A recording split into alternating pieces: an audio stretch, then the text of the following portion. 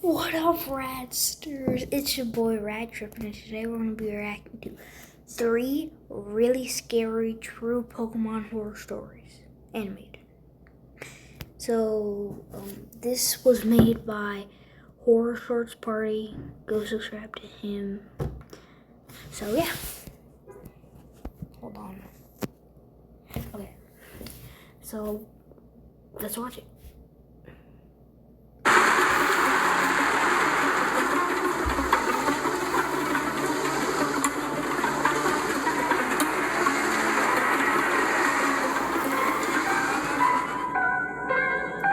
No. By the way, it's 1:16 in the morning. So.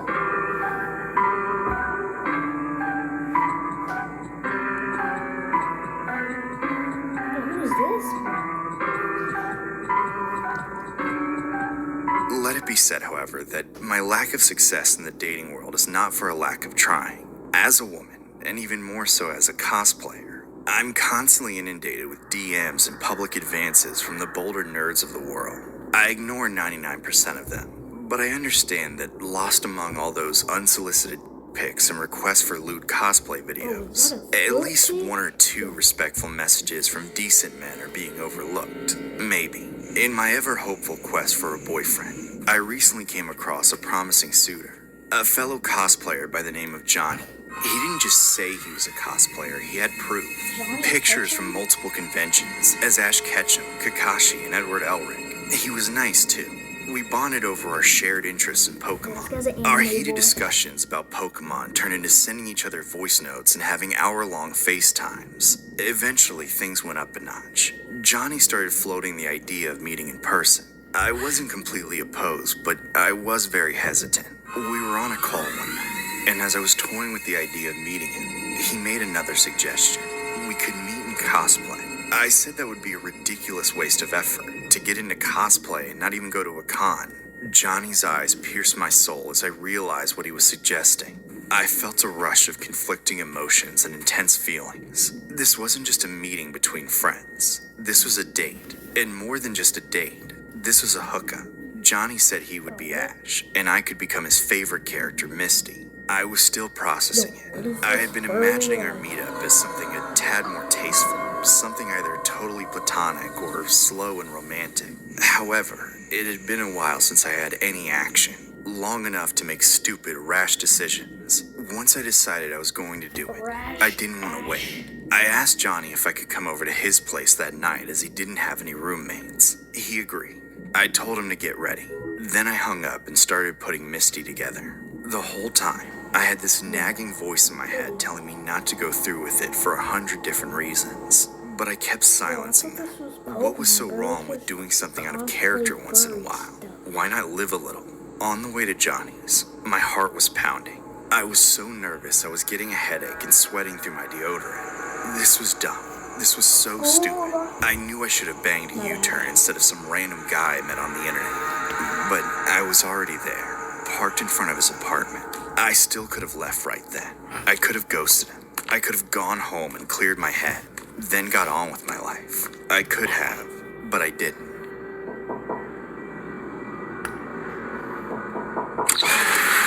Hey, Misty. Jeez, what's wrong with you? Who opens the door like that? What are you waiting for? Come on in. Whoa, stop! I didn't say you could touch me yet, asshole. I'm this close to leaving already. No, don't run away. I can still catch you. Aw, damn it, I missed. Johnny, stop this what is bullshit this? right now! I get that you're excited, but you need to take this whole Ash Ketchum thing and tone it down a notch. Just treat me like a human being. You know, like you've been doing on the phone? I'm sorry. Thank you. Now, maybe we can just take a few minutes to reset, then try this all over again. I know Ash is technically the main character, but Misty is usually the more hot-headed one, so why don't we let me take control? I have a better idea. You can shake all you want, but in a few more seconds, you'll be mine forever. Yeah, just like that.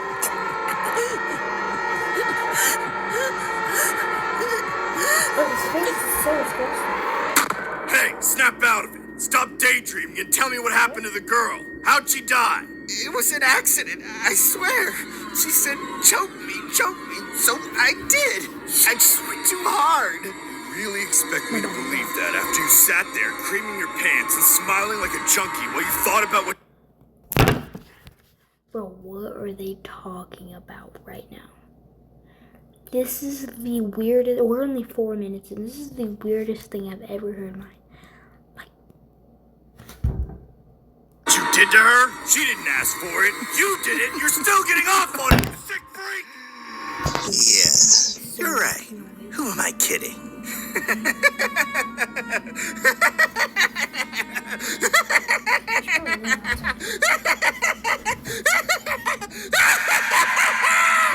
Johnny Vandenbroek, 28, accused of taking out Shashia Moreau, 20, in what was dubbed the Pokemon murder, was sentenced to life imprisonment. Vandenbroek took out his victim with a special collar which he used during S&M intercourse. He lured Moreau to his apartment with the promise of trading Pokemon figures. However, his goal was to experience an extreme fantasy which ended up turning fatal. Vandenbroek admitted he had strangled her during intercourse, which he claimed was consensual. However, the jury called that story completely unbelievable. Based on Shashia's personality profile and the many testimonies, it is impossible that she would agree to do anything with Vandenbroek. Earlier in the trial, psychiatrists appointed by the court called Vandenbroek a ticking time bomb, showcasing characteristics of a psychopath. Ticking time bomb? You gotta walk in the court, buddy.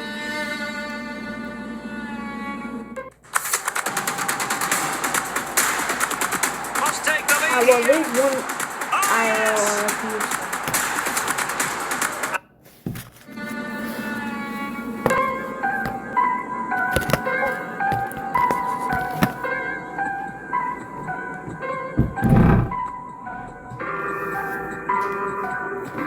It all started with a shopping trip.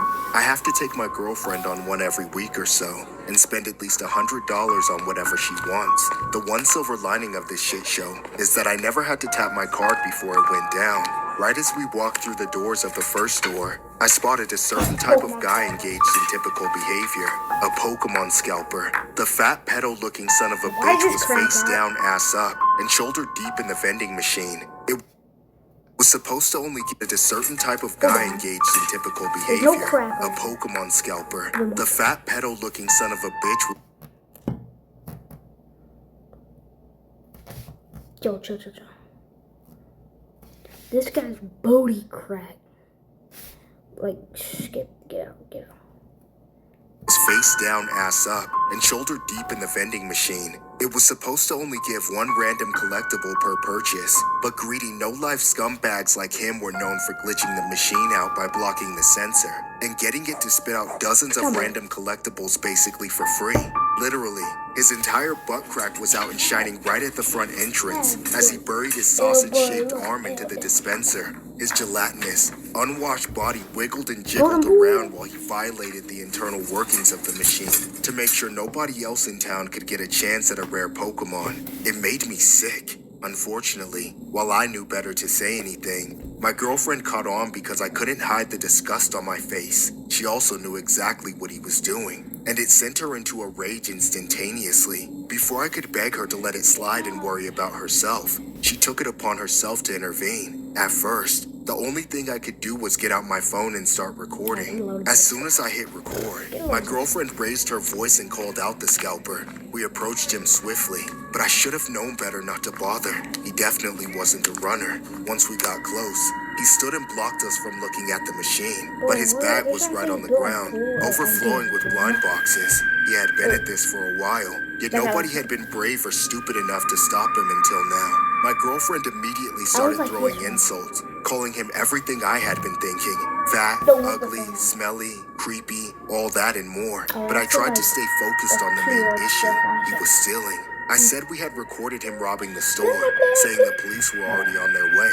Though that last part was a lie. The police would not care about this. I hoped that would be enough to scare him, but he stood his ground, claiming that he had done nothing wrong, then began lobbing his own insults right back at us. The phone got passed back and forth between me and my girlfriend as the scalper kept trying to snatch it. Suddenly, I saw what I thought would be my savior, the bright yellow uniform of a security guard. I called for his help, but so did the scalper. The guard came up to us, but looked absolutely at a loss, like he had no power to stop this. He was even smaller than me.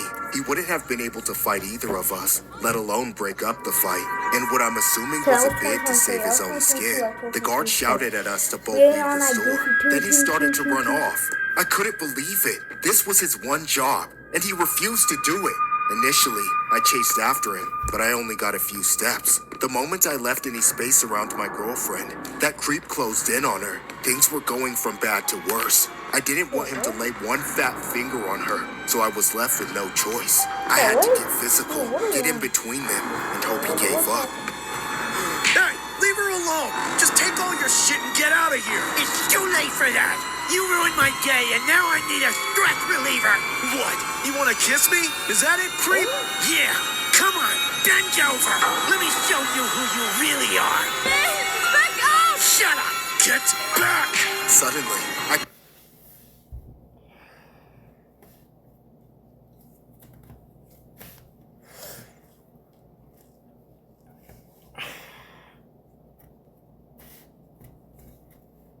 I'll be right back.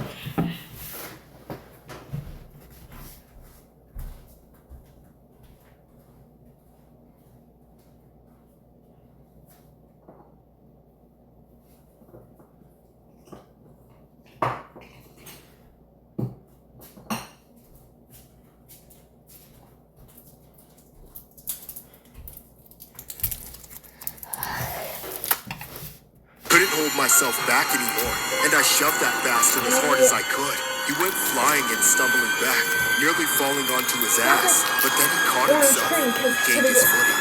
For a moment, I felt powerful. I put my arms up for a fight, yet as that monster came barreling towards me, I knew I was in deep shit. I tried to stay in it, throwing a few jabs at his face. He took them like they were nothing, and then his fist came down like a hammer. The blow to my head We hate that. He ate that. Look. He ate that. and sent me reeling, slamming into the vending machine. I could barely stand, hardly even breathe, but the fight was still going. I was dazed, unable to find any other way out of this other than through it. I went to throw another punch, but it was already over. Next thing I knew, he grabbed me. My head got pinned in a chokehold. He was crushing my neck as he buried my face in his armpit. I was gasping for air, but I couldn't get a breath. Just the body odor of a Pokemon scalper. The one who was beating my ass in public, right in front of my girlfriend. As she recorded the entire thing, I passed out. But when I woke up, I almost wished he had taken me out. The entire world witnessed the most humiliating moment of my life. I was just trying to protect my girlfriend from the fight she started, but I'm certain she'll leave me after watching me get bitched out by the biggest loser on earth. A video involving an alleged Pokemon vending machine glitcher has sparked a heated debate across the hobby after a confrontation at the machine escalated beyond just words. Collectors claim the individual was exploiting the machine, which led to others confronting and recording him. The footage quickly spread online, but now the comments are becoming a battle of their own. Some collectors argue that if someone is allegedly glitching a machine, they deserve to be called out. Others believe that regardless of the glitching allegations, the confrontation crossed a line once things became physical. At this point, the community isn't even debating the glitching No, anymore. I read his lips. I think you should chill out. You know, whoa. They're about to square up. You saw that?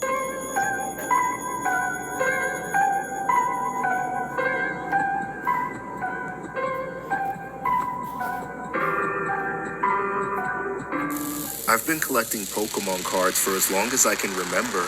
By the time I was adult with bills to pay, I had more than I could ever need. So I started selling them off. Despite what my dad told me a million times about how they'd all be worthless, the current market is more lucrative than ever. I used to think that was a good thing for me, but I couldn't have been more wrong. Every once in a while, there's a community event nearby. Those are the best places to buy and sell cards, so I make sure I never miss them. I pack a whole bag and set up a little cart with all the best cards I'm willing to sell. There are a handful I will never part with, but lots more that I'm willing to sell to This people one at who the want end. them more. At this particular event, I was hoping to make at least $500. That would be enough to make my life a lot easier for a few months and tide me over until the next big market. However, as the hours dragged on into the evening, I was far from reaching my goal. If you're looking to get a credit card that helps you earn points to travel this summer, From reaching my goal, there were just too many other vendors with better Sorry inventories about this that. time around. Few people seemed interested in my meager selection compared to those giants. It showed me I had a long way to go before I could hope to quit my job and do anything like this full time. Then, just as I was about to pack up, a curious couple approached me. They were about my age, perhaps a little older, but very soft-spoken and hanging off each other like they had just started dating. After looking through my stuff for a bit, they hit me with an unbelievable proposition. They wanted to buy my entire stock. I told them that even with a bulk discount, what I carried to the market that day was easily worth at Well, least relationships don't count. $3,000. Their counteroffer was $2,500 in cold hard cash. Getting that huge sum of money and all at once and completely untaxed was too attractive to pass up, so I agreed to sell. Unfortunately, they were hesitant to go through with the transaction in public. I tried to be understanding. That's a lot of cash to hand over with all those people around. And Pokemon collectors had garnered a negative reputation involving theft and scalping. Then again, I just met these people. I didn't know if I could trust them, but I had only made a measly $50 for a full day's work, leaving me with little choice if I wanted this day to be worth my time. Reluctantly, I packed all my cards into my bag and began to follow them, leaving the cart until I got back. They said their apartment was nearby. It turned out to be a 10-minute walk, which would be even easier on the way back, when I wasn't carrying all these cards. The apartment building itself, though, didn't fill me with confidence. It was dirty and neglected, with bars on the windows and a bunch of sketchy-looking people hanging around. But at least there were security cameras. I just had to hope they were working. Stepping inside the couple's apartment, things only got worse. They lived in a roach nest. No furniture, no decorations, just piles of garbage to lay in and mysterious stains on the walls. My skin crawled and my nose burned from the smell. But most of all, my stomach turned, not with disgust alone, but with regret. I had been counting on these people having some amount of money to buy the cards like they promised. Even if they lived in a bad area, they could have been saving up, trying to start their own collection. But once I got close up and personal with how they lived, I knew I made a mistake. I felt the urge to leave right away, but as soon as I looked back at the door, the woman took my hand and begged me to Dude, she's stay. teleporting him. Please, don't go. What about those cards? Can you guys even afford them? What are you saying? Do you really think we don't have $2.50? You're kidding me! $2.50? Yeah, $2.50. How much could a bunch of kids' playing cards be worth? We agreed on $2,500. Baby, I think this bitch is trying to scam us. Give me that bag! Hey, stop! Hands off! It's mine now! Let go! You're crazy! That's mine! Give Dude, first of all, it just let go. back! Just run. No! Yeah, that's enough. Why are you picking up? What are you doing? Get out of there. Ew. Get away from me!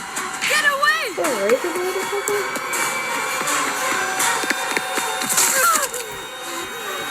All you had to do was hand it over. You could have lived. Yo, instead of a thick Felix. Looks like him. Coast is clear. Aren't you forgetting something? God! This bitch is heavy. Just hurry up! Stand up. It's messed up. A 20-year-old Pokemon card vendor, Dominique Camilla Orletegi Kespi, was taken out and robbed in San Diego, Chile, by a couple who lured her into a rented apartment under the false pretense of a card trade What is and a San store Diego, Chile? opening. On Is March that 12, in California? 2026, Diego? Dominique, who was a well-known and active member of the local Pokemon trading card game community, met with Bastian Carvajal, an acquaintance from the local collecting scene. She was lured to an apartment where she was taken out. The suspect's primary motive was to steal her collection Can of I get a Pokemon hand? cards. which was What'd reportedly you worth say? between 3 Wait. and 6 million Chilean Wait, hold on. pesos. Let's put Security the cameras showed Dominique entering the building, but only the male suspect leaving. The suspects were seen removing her carrying cart of cards and were caught on camera purchasing cleaning and disposal supplies. Following an extensive missing person search sparked by her mother, police arrested Carvajal and his girlfriend. They faced charges of robbery with homicide. As of the ongoing investigation, authorities are still searching for her remains. Wow. Check out his merch, guys. I will.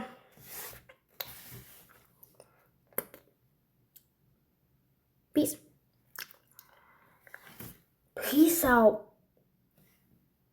Radsters. And see y'all in the next one. 2 seconds.